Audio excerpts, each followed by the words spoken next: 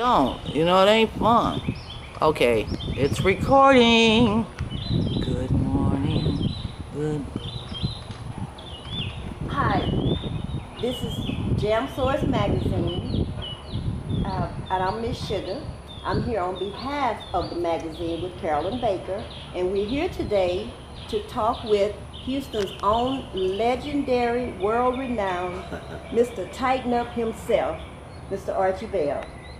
It's a pleasure to be here today, Ssugah. And it's a pleasure to have you. We're going to jump right in. You started out in, was it 1968?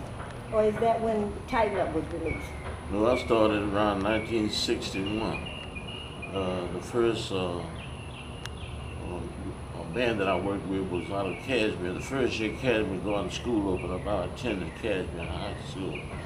And the band was under the direction of Comrade Johnson, which was my hero. And the first band that I worked with was his son, Bubba Johnson, was the bass player in the band with a guy named Gary Cooper, Timothy McWright, and a few other fellas. And the band at the time was called America's 1961. Every time the year would change, it would be America's 1962 or so forth. And after a few years, they changed it to just the Young Americans. But I had a great experience, with working with the band and with Comrade Johnson, because he affected and taught a lot of people, a lot of people responsible. Right now they have Thunder Soul, it's a product of hundreds of people that Comrade Johnson, worked at.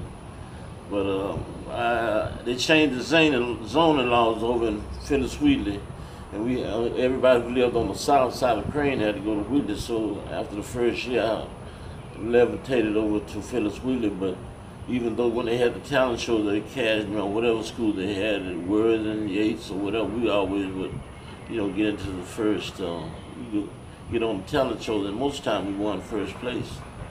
And the group really started at E.O. Smith Junior High School over there off of Lyons, and it was Gregg Street at the time. And that's when the Drills formed together, and we started that. We used to sing in the Glee Club and the boys' chorus there, and under the direction of Miss Consuela Moorhead. And then we transferred to Wheatley. We ended up with Mr. Frederick Harvey, which was he was an excellent musician. I learned a lot of things from Mr. Harvey because I had never seen a black man play Mozart and all those old artists, back in the day. And he really influenced me in a lot of ways. But I had a lot of, great people from the beginning. And when I started off, I was like a blues singer. Okay. Tighten Up was totally different. Okay. So, what was the first label or the first person that provided us with Mr. Archie Bell? Well, the first label I was on by Skipper Lee Frazier with the KCH radio station. He had a record label called OV. He had about 10, 11 different artists on the group. TSU Charm artists, Masters of Soul, quite a few other artists on the label and everything. And we were the main guys on the label. We were in the studio with the TSU Charm artists, playing the music to Tighten Up. When I heard it and everything, I had an idea to do a song. We used to use Tighten Up like a slang word, like word up or right on. Okay. Yeah. So after that, we got together. I put some words to Tighten Up, and what made me do that, we stand over here off North Greg. We stand at the Embassy Apartment. I had just got a letter from Uncle Sam. I knew they was gonna get me, and I think I was at one of the most depressed time in my life. And I was laying on the couch, and I was rooming with the guy, one of the Drills, Billy Butler. He came came in the door, and the radio was on. He started doing a little dance, and right then I forgot about, my problem. But Uncle Sam was trying to get me. And about 2 weeks before that, we worked in San Antonio, and I heard a disc jockey say nothing good came from Texas because of President Kennedy's assassination. So that's why when I say, "Hi everybody, I'm Archie Bell, the Drills from Houston, Texas. we not on the same, but we dance as good as we want. That's why Alright. that's why I put that line in there. Not knowing that it was going, be such a big hit as it was Right. and everything. That's how that came about. But I wanted the people to know that something did come from Texas, and it was Archie and All right. Tighten up. Well, you did a great job of proving that. Now, I want to know, out of all of the things that you've gone through, and it looked to me like you've had an extensive career. I want to know, did you have any struggles or any conflicts within yourself that made you want to say, I'm done? Well, when we first started, got on the road and everything, and I was in the military when Tighten Up went gold, and I didn't get a chance to get out of the military and come back, while the record was hot as it was.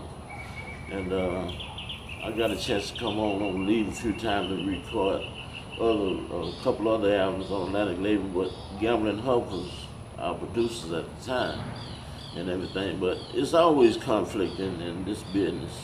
When we first went on the road, when they would say Archie and the Drills, when we went on the stage, all you could hear was people screaming, so like all you could hear was a foot pedal on the bass drum, That went on for a few weeks, and I said, oh, this is not gonna work, After a while, things kind of settled down. We was able to perform and do shows like we did, but it's always been trouble with record companies, managers and everything. It's always things come up that you don't see from the beginning, but later on you find out that people did illegal things, Right. Everybody in the business got robbed some kind of way, dealing with this business, But I had a great career. I don't have any complaints. I got a lesson that you can't learn in college. Okay. I've been all over the world, and this is something that I got my degree in sociology, PhD degree because of personal thing, and even the music. I got my PhD in music and everything with the Gambling Hub. When I went to Gambling Hub and everything, and saw how they work with. It was just like me going to college. Okay. So you were with Atlantic Records and Philadelphia International Records. Well, I was with Atlantic Records from the beginning. In the beginning. And we were working. I came home on leave from the military. We was working in a place called Lawnside, New Jersey, a club called Loretta's Hi-Hat. After the first show, Kenny Gamble and Leon Huff came in the dressing room and said, hey man, we really like that Tighten Up affected everybody. They didn't know where that kind of music come from Texas, but it was really Texas funk, like a jam. They said, we want to produce something. I didn't know who Gamble and Huff was, so I called Skipper Lee and told him about it. And Skipper Lee said, he called Atlantic Records. Atlantic Records seemed excited, so that's how we got to do I Can't Stop Dancing. There's going to be a showdown. I Can't Stop Dancing was the first one that they did. We was on Atlantic label, but they were our producers. Okay. And I did I Can't Stop Dancing, and there was going to be a showdown. Song that I wrote, one with Tom Bailey and her called Girl, You're Too Young. I wrote several on that particular album and everything, but after we did Tighten Up and everything, and like I say, if you listen to Tighten Up and I Can't Stop Dancing, they're in the same key, but the only difference between Tighten Up and I Can't Stop Dancing had verses. Tighten Up was like a jam, like a house party. And I always ask people, I always ask people, I say, what is it, why did you like Connor's, man? It seemed like y'all was having a jam, And that's the kind of thing I always wanted to do. I wanted to do songs that uplifted people. I've been singing the blues all my life, ever since things started. And I got tired of singing the blues because I was living everywhere you went, through segregation. We went out there when a lot of things were segregated. I seen a lot of things that I wasn't pleased with, everything around the country. There were places that we worked all over the United States that white people could go, but black people wouldn't go. I was going to ask you, you watched the movies and then you talked to other artists, and did you have a lot of issues during that time? Oh, yeah. We worked at a lot of places. I remember a place in South Bend, Indiana. I never will forget it. In Cedar Rapids, Iowa. We did a show and everything, and the promoter refused to let the black people in. They let these police dogs out on the people, And then we refused to go on, so they let the people in. The people came in with when the dogs had tore their clothes, you know, that's how bad they wanted to see the group, you know. And then the police had let dogs loose on them, and we told the promoter, said, if you don't let these people in, we can't do no show, you know. Ray Charles went through the same thing, you know, in Atlanta, Georgia, when they blackballed him from Georgia, because they refused to let black people into the show. We went through a lot of places, different places, Kansas, Iowa, and different places. Some places you went to, you know, most of the places you went to were black clubs, you know. And later on, Tighten Up got so big, ended up 60% of the clubs we worked in were white, you know, which was really great. So would you say you were one of the first crossover artists?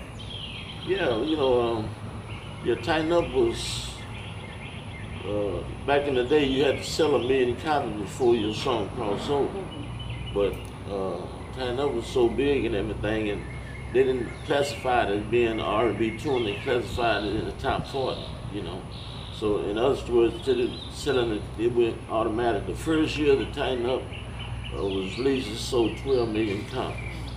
You know, and today I don't know what that record is, but I'm not sure either. Yeah. But how many singles, just single songs all together, whether it's albums, on compilations, how many songs do you think you have at this point in your discography? I got about 38 singles, 29 is top 100. Something like, you know, that had a long period of time, you know.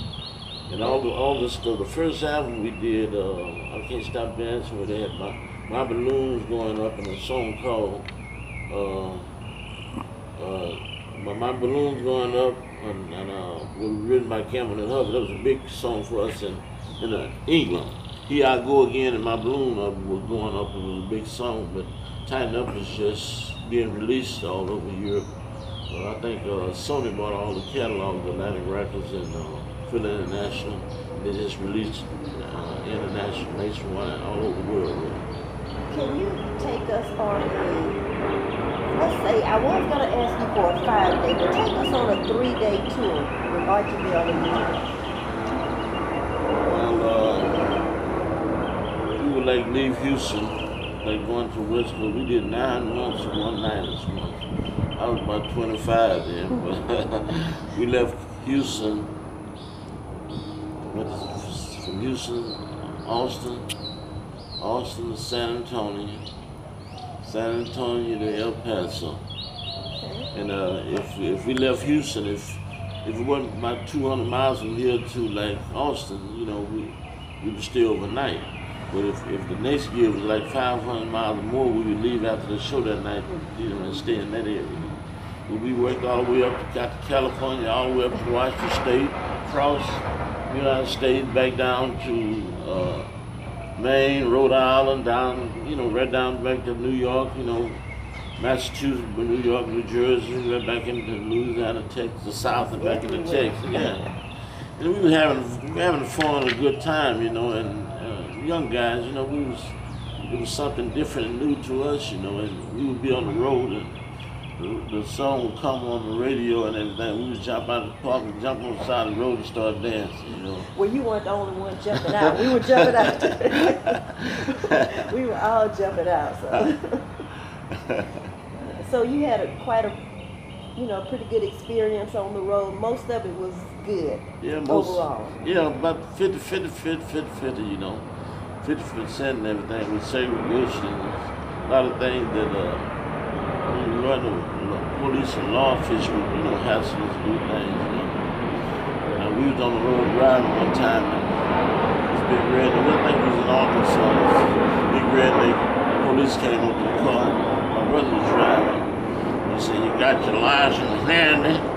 My brother's telling for me. He said, "I got my license, but my damn name ain't handy." And they put everybody in jail, you know. They said, what y'all next year? We were supposed to be going to Pine Bluff on this song. And they said, what time y'all go on tonight? And they said, we said 10 o'clock. So they let us out of jail about 1. But we weren't supposed to perform that night. We were supposed to perform the next night. That's how we got out of there. But they didn't charge us for anything. It was just harassment, you know.